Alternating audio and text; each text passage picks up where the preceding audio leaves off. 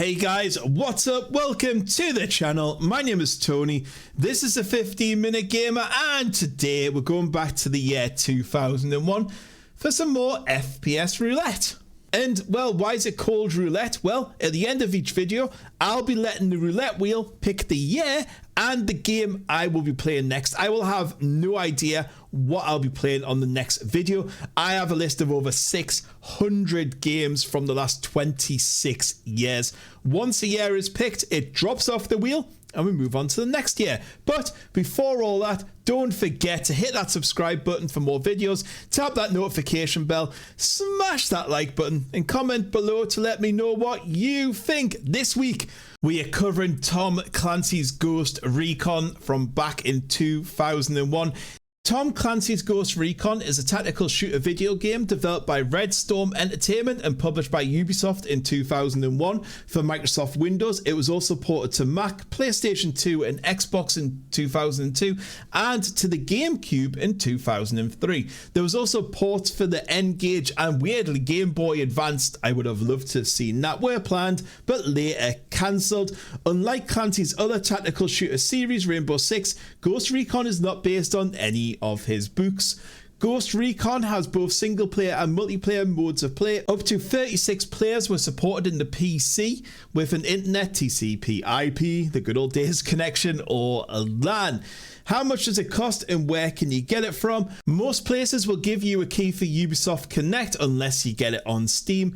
Prices range from about £2, which I found on G2A.com. I know some people don't like that website, to £8.59 on Ubisoft and Steam when there was no sales. However, it is on sale at the moment if you want to pick it up for cheaper. Was it easy enough to get running on a modern computer? Yeah, no problem at all initially. However, I got so many crashes.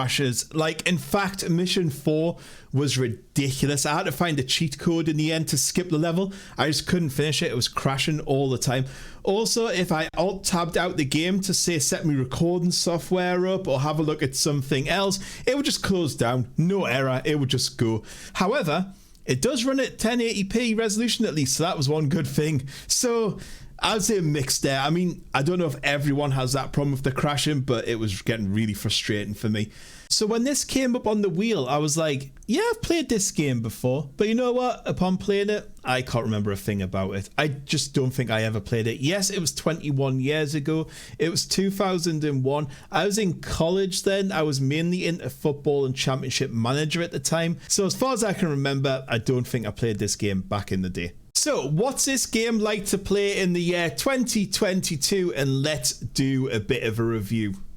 So the story, I mean, compared to modern games, wow, this is one hell of a story. And it has a lovely arc as well that really starts and finishes. I mean, I've cut it down. I've put the full story on the screen now. So yeah, pause the video if you want to read the full story. Ghost Recon puts the player in charge of the Ghosts, a fictional branch of the United States Special Operation Forces. They are organized into 3 fire teams named Alpha, Bravo and Charlie, with space for 3 soldiers per team. However, only 6 soldiers can be selected per mission. Nope, I don't know why it's not 9 either, but never mind. You have limited tactical control on the battlefield by issuing commands and rules of engagement for each fire team through a command map. You can control any member of the team at any time by pressing the number keys, so you can be Charlie team, then swap to Bravo, then Alpha, depending what you want to do. There are 4 character classes in the game. Each class can carry a primary and secondary weapon. So let's take a moment to talk about through the weapons and the kits. So the Rifleman, he is like kind of the main unit of the game. He can carry a variety of different weapons kits. Their primary weapon is the M16 assault rifle. Secondaries include the M203 grenade launcher, M9 pistol, spare magazines or binoculars. Support, they kind of like have a high volume suppressive fire with the M249 squad automatic weapon. As the soldier is equipped for short range, he also carries more armor. In addition to the machine gun, they can also carry the M9 suppressed, M67 frag grenades or additional magazines. You also have the demo guy. This guy obviously specializes in destroying large structures or aeroplanes as you do, or helicopters. They can serve as an anti-tank role as well. Their primary weapon is the M4 carbine, which is actually pretty fun to use in the game. They can also carry extra demolition charges, grenades, extra magazines, claymore mines, or the M136 AT4 anti-tank rocket. Finally, you have the sniper, which has a ghillie suit on. They carry the M24 rifle. They can also be equipped with the silenced M9, extra magazines, or grenades. A nice little feature of the game is every time you complete a mission in the single player campaign, each soldier that survives gains 1 control point to upgrade their attributes. So you can upgrade weapon, stealth, endurance, or leadership. You can also unlock specialists from NATO or allied countries by completing extra missions. So now on to a bit of a review. You know, when you hear older people like me moan about how gaming was just better in the days, and how a lot of these game series have just become so far removed from what made them good. However, I do know we can look through rose-tinted glasses sometimes. And I was quite excited to visit such a hardcore game from a different time. However, in this case, I can't say I massively enjoyed my time with this game. Unlike Doom a couple of weeks ago, I just don't think this has aged well.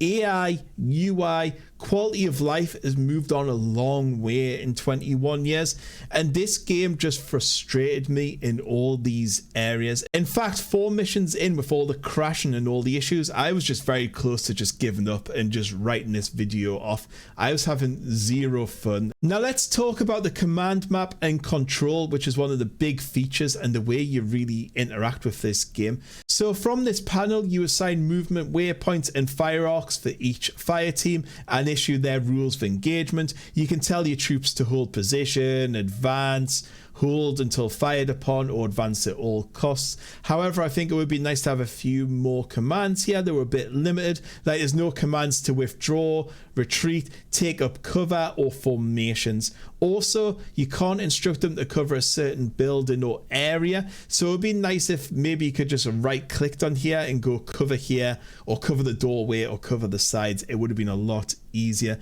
The map has a lot of issues, but when it comes to going inside a building, it becomes almost impossible. It just doesn't have that level of detail needed, and the AI isn't good enough to navigate the smaller areas in the game, or they just refuse to go in. More often or not, you'll need to move them into the perfect position yourself, which just defeats the whole purpose. The map is just so poorly designed, it's almost useless. It's just not detailed enough.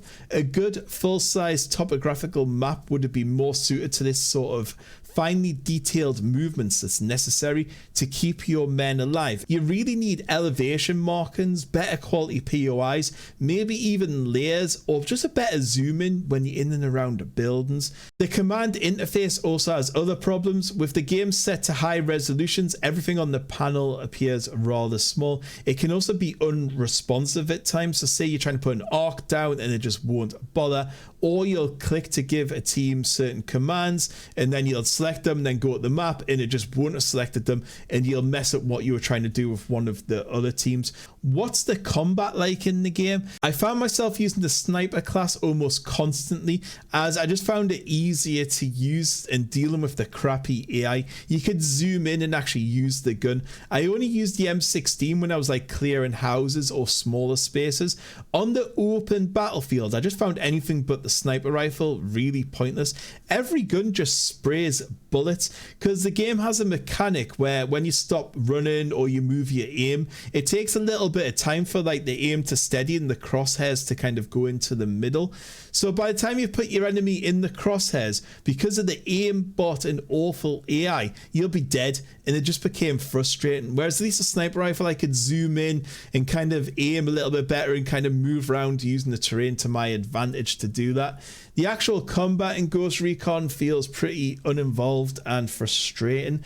Your men will frequently just die really quickly, and you try and switch to them to prevent the slaughter, but it just didn't happen. You know, you had them covering that area. They're elite special forces, and you just wouldn't think they are. The AI annoyed the hell out of me. Your team of special forces are special, but not in a good way. They're just brain dead. The enemies are superhuman aim bots, and your special forces are pretty rubbish. You could sneak up on the enemy, you'll be a sniper, you'll be trying to sneak up, you're on the other side of a hill, you edge towards the top of a hill. You're like, yes, I've got them. And then the enemy soldier just turn around and pop an AK-47 round in your head and you'll be wiped out. It's the same with your team. You'll have a 3-man team garden somewhere. Single dude walks around the corner and kills them all. There was also a mission with some friendly AI, and the friendly AI got stuck in the middle of a road and wouldn't move, and I couldn't complete the mission. On top of the bad pathfinding, coupled with the somewhat buggy and inaccurate command system, it just doesn't help. The game and missions are tough enough without all this on your plate as well. Also, by default, your team will crouch when they reach a destination. They won't adopt a safer position or find cover or move apart. So an enemy throws a grenade at them, everyone's dead. They'll stand in front of open doors and they'll get shot by the enemy inside. They'll block doors. They'll walk out in front of friendly machine gun fire. They're just a nuisance a lot of the time, especially when the enemy somehow have way better AI. You have to babysit your team a lot. Moving on to the game interface, there's also a few issues here. For instance, during a mission, you can access a menu with a save button, but there's no load button. So to load the game, you have to quit out the mission and quit out the game, and then go back in and load it up, and it's just such a waste of time. Because this game is really difficult, you will be saving and reloading and restoring quite a lot. So to not have that load button there is just stupid. It's bad design. So moving on to graphics and sound, I don't think there's any denying this game looks rough. Where I really noticed it though was elevated positions. Like say there might be a bit of a hill you're trying to get onto to have an overlook of a position. It'll just like drop off, or it'll look like triangles. It'll just be like a solid 45-degree angle up and then back down. There's also like weird gaps and textures in lots of places with the hills as well. And also you can't Skyrim up. They're just impassable. So it makes the maps look big, but once you get in, you're just kind of funneled through very small areas. Animations are also pretty terrible. I would say the maps are generally look okay. Like there is some nice touches, and the area you're supposed to be in looks like that area. So an airport looked like an airport. Mountains had the types of buildings you would expect and features. So that is pretty good. It also uses that classic 2001 method of making everything super foggy to hide the edges. And as we noticed from Grand Theft Auto, when you take that fog away, it can look pretty bad. So, you know, it's always good to see that fog in there. But even for 2001, looking back, I just don't think the graphics were particularly great back then. The lack of gun models for me also takes away from the overall feel of the game. So you just look like you're shooting bullets out of your eyes, and there's no scopes, there's no... Like when you're doing sniper scope, it just makes the edges screen darker. So yeah, I would say that takes away as well. However, there was a nice touch. It's not all bad. When you're in colder areas, you can see your breath. The game is played entirely from the first person perspective. A heads up display relays all the information you need, such as names, fire teams, weapon and ammo counters, a threat indicator, target reticule, health status and stance indicator. It's alright, it's pretty functional for what it does. Also, the UI looks alright, it's easiest to navigate, I guess, but again, it's nothing special.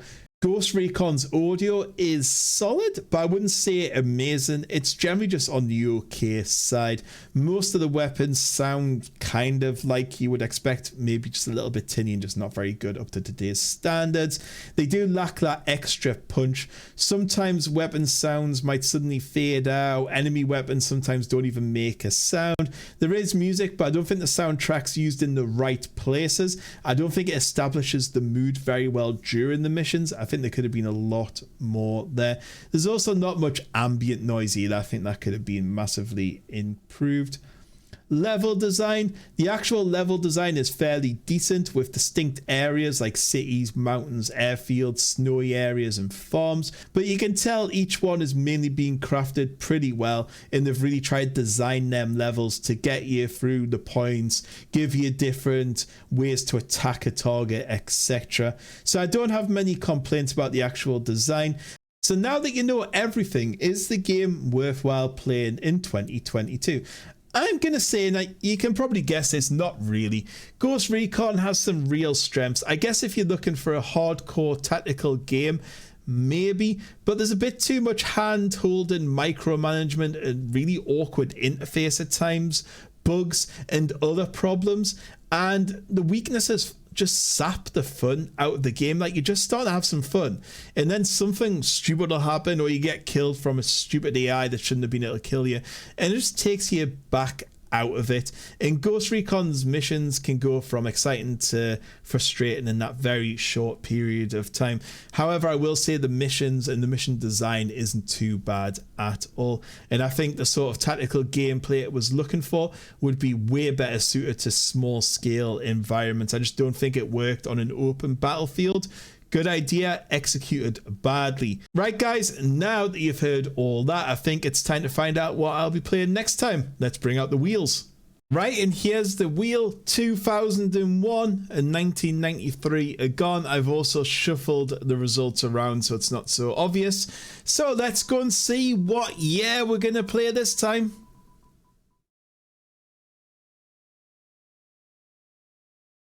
And we're heading to 2004. Right, let's see some of them games. So here we are with all the games from 2004. Some classics in here: Battlefield Vietnam, Breed, Counter-Strike, Doom 3, Far Cry, Half-Life 2, Halo 2, Medal of Honor, Pacific Assault. So let's see what we are going to be playing next.